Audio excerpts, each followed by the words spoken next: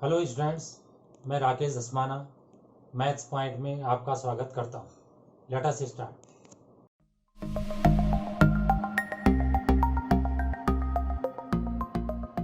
Coordinate geometry के अंतर्गत straight lines के क्वेश्चंस हम सॉल्व करेंगे। यहाँ पर एक क्वेश्चन है, मैं पहले पढ़ के सुना देता हूँ। If 3 points H0, AB and 0K lie on a line so that. Question को आप समझ गए होंगे कि एक लाइन है, उस पर 3 पॉइंट दे रखे हैं, H0, AB एंड 0K। ये कंडीशन हमने प्रूव करनी है, A/H प्लस B/K इक्वल्स 1। इस वीडियो में मेरा उद्देश्य क्वेश्चन सॉल्व करना नहीं। इस वीडियो में मेरा उद्देश्य ये है कि फॉर्मूले याद करने की बजाय अगर समझे जाए तो आप किसी भी क्वेश्चन को किसी भी फॉर्मूले से कर सकते हैं, या सारे क्वेश्चन एक ही फॉर्मूले से कर सकते हैं। मतलब कंसेप्ट आपके क्लियर होने चाहिए, रटने से कुछ नहीं होगा। इस बात को हम यहाँ पे प्रूव करेंगे। तो मैं इस क्वेश्चन को कई प्रकार से सॉल्व करने का प्रयास करूँगा। तो सबसे पहले आप देखिए कि जो तीनों पॉइंट गिवन है उनको मैंने ABC मान लिया। फर्स्ट पॉइंट को x1 y1 सोचो, सेकेंड को x2 y2 एंड थर्ड को x3 y3। तो एरिया का फॉर्मूला आपको याद होगा, 1/2 x1 y2 minus y3 plus x2 y3 minus y1 plus x3 y1 minus y2 equal 0 इसलिए रखा क्योंकि तीनों पॉइंट एक ही लाइन पे हैं, तो ट्रायंगल नहीं बन पाएगा। इसका मतलब ट्रायंगल का एरिया 0 होगा। कुछ बच्चों को फॉर्मूला याद करने में दिक्कत होती है, तो इस फॉर्मूले को कैसे याद करते हैं वो मैं आपको बता देता हूँ। सबसे पहले आप हाफ लिख लीजिए, फिर यहाँ पे x लिख लीजिए, फिर x लिख लीजिए और फिर से x लिख लीजिए। अब यहाँ पे 1 लिख लीजिए, यहाँ पे 2 लिख लीजिए और यहाँ पे 3 लिख लीजिए और एक सर्कल बना लीजिए। सर्कल में 1 2 3, तो 1 के बाद 2 आएगा, 2 के बाद 3 आएगा, 3 के बाद 1 आएगा, मीन साइक्लिक। अब यहाँ पे y लिखिए, यहाँ पे y लिखिए, फिर यहाँ पर भी y माइनस वाई लिखिए, फिर यहाँ पे y माइनस वाई लिखिए। अब देखिए यहाँ पे 1 है तो 1 के बाद 2 आएगा, 2 के तो यहाँ पे 2 आएगा और 2 के बाद 3 आएगा। यहाँ पे 2 है तो 2 के बाद यहाँ पे 3 आएगा और 3 के बाद 1 आएगा। यहाँ पे 3 है तो 3 के बाद 1 आएगा, 1 के बाद 2 आएगा। तो आप देख रहे होंगे कि फॉर्मूला आप ऐसे करके भी याद कर सकते हैं। भले क्वेश्चन करते रहो तो सब फॉर्मूला अपने आप याद होता है, और याद करना ही नहीं, वो मैंने पहले बताया था। तो अब आप देखिए, इसमें x1 को हमने 0 रख दिया, y1 को 0 रख दिया, x1 को h रख दिया, x2 को a रख दिया, y2 को b रख दिया, x3 को 0 रख दिया, y3 को k रख लिया। तो ये वाली लाइन हमारे पास आ गई। अभी 1/2 है, दूसरी तरफ 2 इंटू हो गया, 0 × 2 0 ही होता है। फिर ये अंदर सिंप्लीफाई कर लिया, ब्रैकेट ओपन कर लिया, ये वाली लाइन आ गई। ए और बी वाले मैंने लेफ्ट में कर लिए और रिमेनिंग राइट में, क्योंकि हमें यहाँ देखिए ए और बी लेफ्ट में लाने हैं। उसके बाद राइट में 1 लाना है, इसका मतलब ये एस के यहाँ अपॉन में आना चाहिए। फिर इसको सेपरेट कर लिया, तो प्रूव हो गया A/H प्लस B/K इक्वल्स 1। तो आपने देखा कि क्वेश्चन हो चुका है। अगर एग्जाम में क्वेश्चन आ गया तो इतना ही करना है, लेकिन अभी मेरा उद्देश्य इस क्वेश्चन की हेल्प से कंसेप्ट क्लियर करना है। तब आप देखिए दूसरा concept, let the equation of ABC। यहाँ पे ABC ट्रायंगल नहीं है, ABC लाइन है। जैसे किसी लाइन में 2 पॉइंट है AB, तो हम AB लाइन बोल सकते हैं, 3 भी हम डिस्कस कर सकते हैं। तो ABC लाइन मतलब वो लाइन जिसमें ABC है, उसका equation PX plus QY plus R equals 0। आपको ध्यान होगा कि general equation of straight line होता है AX plus BY plus C equal 0। AB मैंने इसलिए नहीं लिखे क्योंकि यहाँ क्वेश्चन में भी AB आ रखा है, that's why I have taken PQR। अब आप देखिए कि ये तीनों पॉइंट अगर इस लाइन पे हैं तो x के बदले h रख देंगे, y के बदले 0 रख देंगे, x के बदले a रख देंगे, y के बदले b रख देंगे, x के बदले 0 रख देंगे, y के बदले k रख देंगे। तो आपके पास ये 3 रिलेशन आ जाएंगे। अब इन 3 रिलेशन में देखिए, फर्स्ट रिलेशन में ये वाला तो 0 हो गया, इस r को दूसरी तरफ ले जाइए तो PH बराबर माइनस आर हो जाएगा, PH बराबर माइनस आर हो जाएगा। तो यहाँ से P बराबर हो जाएगा -R/H, जो यहाँ पे लिखा है। इसी तरीके से इस वाली इक्वेशन से Q इक्वल्स हो जाएगा -R/K, और इन दोनों की वैल्यू ये बीच वाली इक्वेशन में हमने रख ली। तो पी की वैल्यू रख दी ए, प्लस क्यू की वैल्यू रख ली into B plus R equals 0।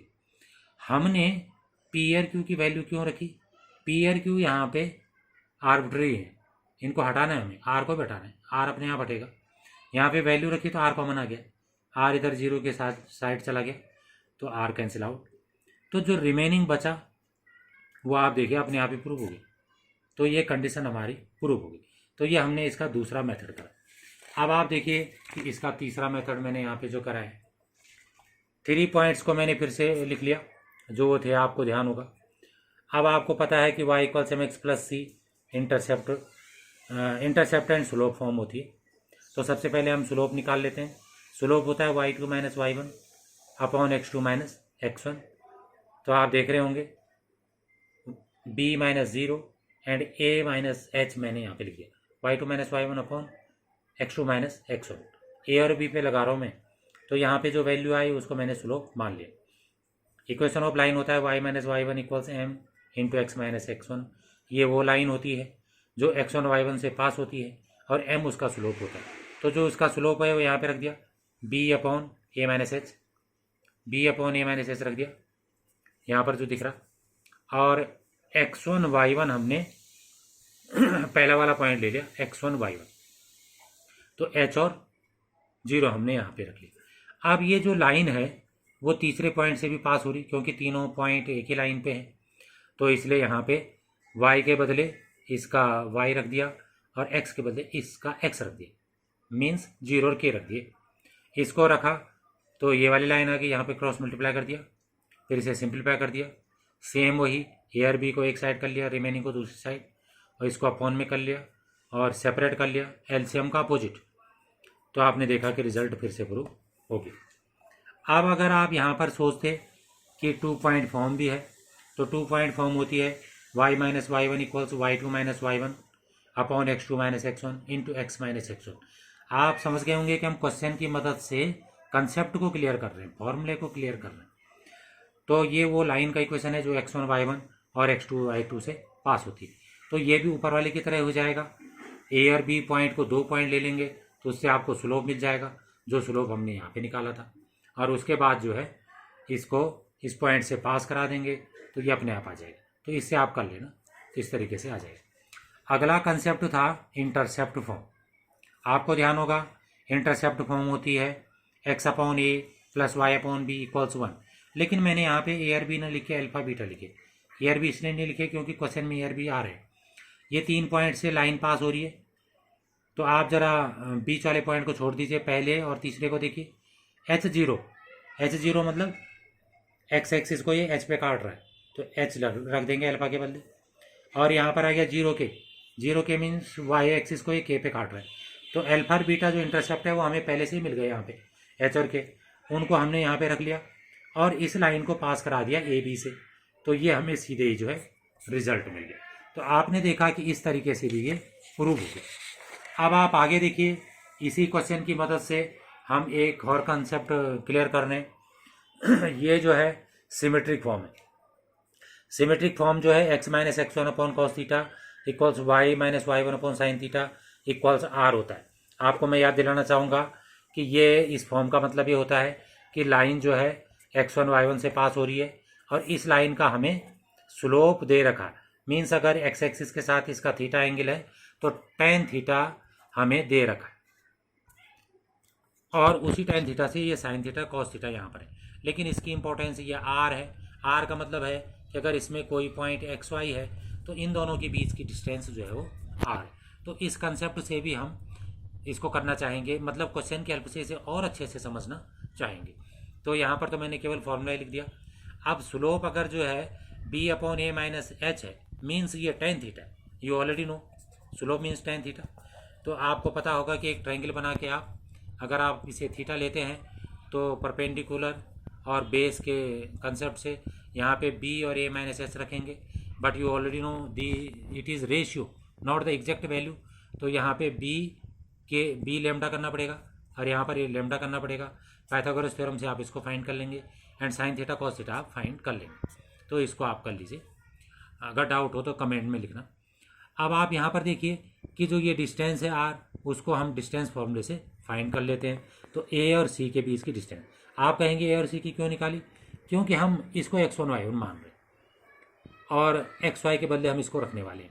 तो अब इस लाइन में एक्स और वाई के बदले 0 के रख रहे हैं, x1 y1 के बदले एच और 0 रख रहे हैं, cos थीटा साइन थीटा के बदले इसको रख रहे हैं और r के बदले इस डिस्टेंस को रख रहे हैं।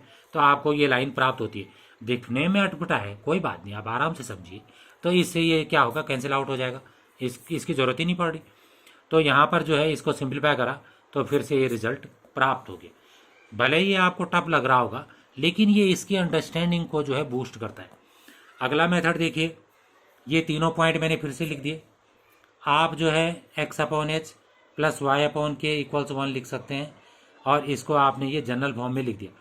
तो एक कंसेप्ट होता है कि अगर एक पॉइंट दिया रहता है x1 y1 और एक लाइन दी होती है ax plus B Y plus C equal 0, तो इससे जो परपेंडिकुलर होता है, तो परपेंडिकुलर की लेंथ होती है ax1 plus B Y one plus C upon root A square plus B square और इसका मॉड। यहाँ से तो परपेंडिकुलर डिस्टेंस निकलती है, लेकिन मैं आपका ध्यान उस फॉर्म की ओर खींचना चाह रहा हूँ। X cos alpha plus y sin alpha equals p, normal form. Normal form आपको याद आ जाएगा, मैंने क्या कहा था कि यहाँ से यहाँ तक की जो लेंथ होती है वो नॉर्मल होती है और इसका जो एक्स एक्सिस से एंगल होता है वो एल्फा होता है। तो जो पी है, ये पी हमने यहाँ पे निकाल लिया और जो लेंथ ऑफ परपेंडिकुलर का फॉर्मूला है वो यहाँ से हमने निकाल के रख दिया और इसको सिंप्लीफाई करा और जो पॉइंट है जिससे परपेंडिकुलर ड्रॉ करा वो तीसरा पॉइंट है। तो ये अपने आप ही जो है प्रूव हो गया। Thank you very much.